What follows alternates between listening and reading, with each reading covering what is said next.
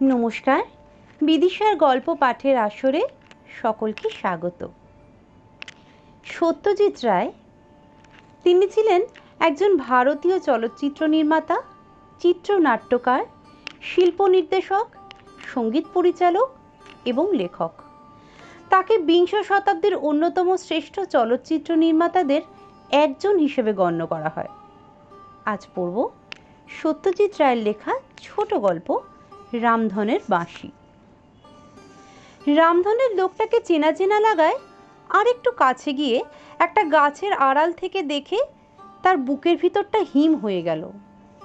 10 বছর পেরিয়ে গেলেও চিনতে কোনো অসুবিধা নেই, এই সেই খগেশবাবু, খগেশ খাস্তগির।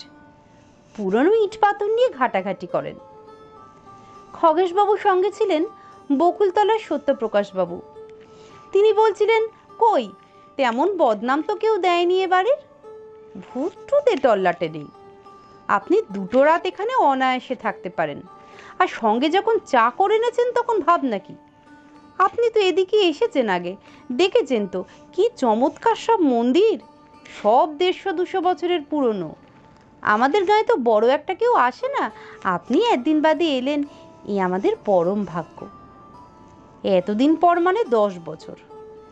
রামধনের মেজ কাকার বন্ধু হলেন খগেশ খাস্তগির। ভদ্রলোক কলকাতাতেই থাকেন, প্রত্নতত্ত্ব না কি জানি নিয়ে চর্চা করেন।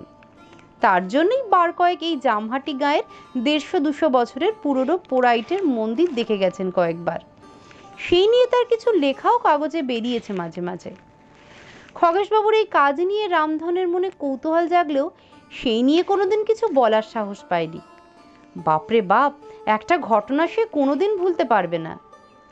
একবার খগেশবাবুর একটা পাথরের মূর্তি রামধন তুলে দেখতে গিয়ে সেটা হাত থেকে ফেলে দিয়েছিল। এমনিতেই রকচটা লোক, তারপর এত বড় একটা ক্ষতি। খগেশবাবু শাস্তি হিসেবে এক হাতে রামধনের চুলের মুঠি আর এক হাতে তার পাতলা কোমরটা ধরে মাথার ওপর তুলে একটা আছাড় মেরেছিলেন। 10 দিন ছিল গায়ে ব্যথা। রামধন ছিল নিতান্ত নিরীহ মেজাজের ছেলে। খগেশবাবু যখন প্রথমবার তাদের বাড়িতে এসেছিলেন তখন রামধনের বয়স মাত্র 17। তখন সকলে তাকে দিয়ে ফাই ফরমাস খাটিয়ে নেয় আর কথায় কথায় ধমক লাগায়। পোস্ট অফিসে চিঠি ফেলে এসো, তাও রামধন। বিশুজাটাকে স্টেশনে পৌঁছে দিয়ে এসো, তাও রামধন। বাদলা হয়েছে, কেষ্টর দোকান থেকে পিঁয়াজি নিয়ে এসো, তাও রামধন। ফলে রামধনকে সর্বদাই তটস্থ হয়ে থাকতে হতো। পান থেকে চুনটি খসলে আর রক্ষা নেই। বাড়ির বড় কর্তা থেকে শুরু করে 13 বছরের ছোট ভাই বিও তার দিকে চোখ রাঙিয়ে ছাড়া কথা বলে না। খগেশবাবু একদিন বাদে গাঁ এসেছেন আর গাঙ্গুলিদের বাড়িতে একটা ঘর নিয়ে থাকছেন। তাই শুনে সত্যপ্রকাশবাবু সত্যিই গদগদ হয়ে উঠলেন। বললেন, আপনার কাজের দিক থেকে দোতলার দক্ষিণের ঘরটা সবচেয়ে সুবিধে হবে।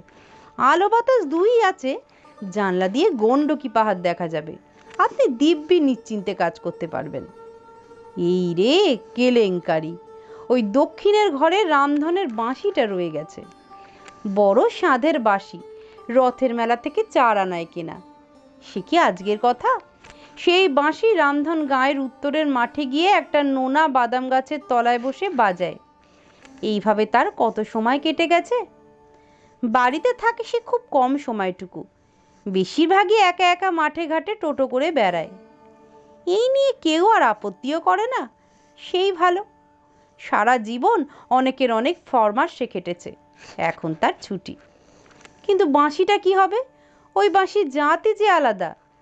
এত বছর ছুঁয়ে ছুঁয়ে ওর এমন গলা খুলেছে যেমন আর কোনো নতুন বাঁশিতে খুলবে না।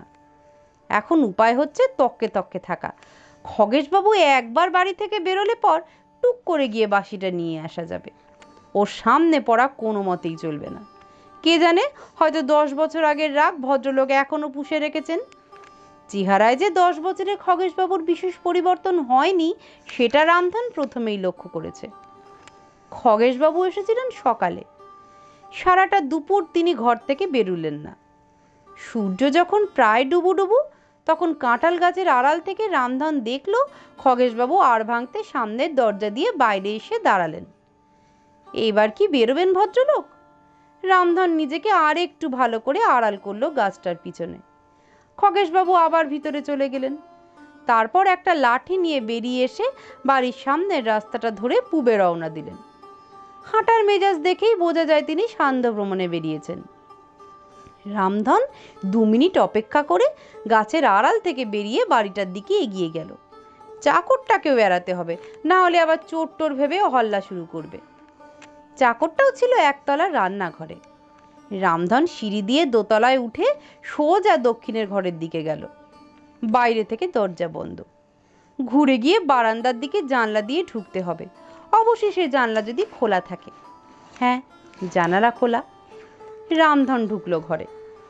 চারিদিকে টেবিলের ওপর নানা রকম পাথরের মূর্তি ছড়ানো। তাছাড়া রয়েছে কাগজপত্র, কলম, পেন্সিল, দোয়াত, ছবি, কিন্তু বাঁশিটা নেই। অন্তত সেটা যে কুলুঙ্গিটার মধ্যে রাখা ছিল তার মধ্যে এখন রয়েছে একটা লণ্ঠন। বাইরে মেঘের গর্জন। রামধন এখানে আসার আগেই দেখেছিল নৈঋত কোণে কালো মেঘ জমেছে। এখন মনে হচ্ছে সেই মেঘ একেবারে মাথার উপর। ঝড়ও বইতে শুরু করেছে। বারান্দার জানলা দিয়ে কয়েকটা শিরীষ গাছের পাতা এসে ঢুকলো। রামধন এসে হন্যে হয়ে বাঁশিটা খুঁজছে। খাটের নিচে, বালিশের নিচে, টেবিলের দেরাজে, ঘুলঘুলিতে। এমন সময় হঠাৎ সিঁড়িতে একটা পায়ের শব্দ। রামধনের মনে কোনো সন্দেহ নেই যে খগেশবাবু এখন ফিরে আসছেন বৃষ্টির উপক্রম দেখে। তার সেই 10 বছর আগের কথা মনে পড়ে রামধনের বুকের রক্ত আবার হিম হয়ে গেল। পায়ের শব্দ বন্ধ দরজার দিকে এগিয়ে গেল। রামধন একবার মনে করলো যে বারান্দার দিকে জানলাটা দিয়ে পালাবে, কিন্তু কেন যেন তার শরীরে একটা অবশ ভাব এসে গেছে। তাছাড়া তার বাঁশিটা তো এখনো পাওয়া যায়নি। একটা মোচ করে দরজার তালাটা খুলল, আর তারপরেই দরজাটা খুলে গেল। রামধন কাঠ হয়ে দাঁড়িয়ে আছে। যা কপালে আছে হবে, কিন্তু যা ভেবেছিল তা তো হলোই না, বরং হলো তার উল্টো। দরজাটা খুলে রামধনকে সামনে দেখে খগেশবাবুর চোখ কপালে উঠে গেল, আর তিনি ভিড়মি দিয়ে শটান পড়লেন মেঝের ওপর। আর ঠিক সেই সময় তার কোটের পকেট থেকে রামধনের বাঁশিটা বেরিয়ে গড়িয়ে পড়ল মেঝেতে। রামধন সেটাকে তুলে নিয়ে খগেশবাবুর দেহ টপকে বাইরে এসে শটান সিঁড়ি দিয়ে নেমে বেরিয়ে গেল। সকলের কাছে ধমক খেয়ে এসেছে বলেই রামধন এটা বোঝেনি যে তাকে এখন দেখে খগেশবাবুর এই দশাই হবে। কারণ আজ থেকে 10 বছর আগে আজকেরই মতো একটা ঝড়ের সন্ধ্যায় মাথায় একটা কদবেল প্রমাণ শিল পড়ে রামধন মাথা ফেটে অক্কা যায়।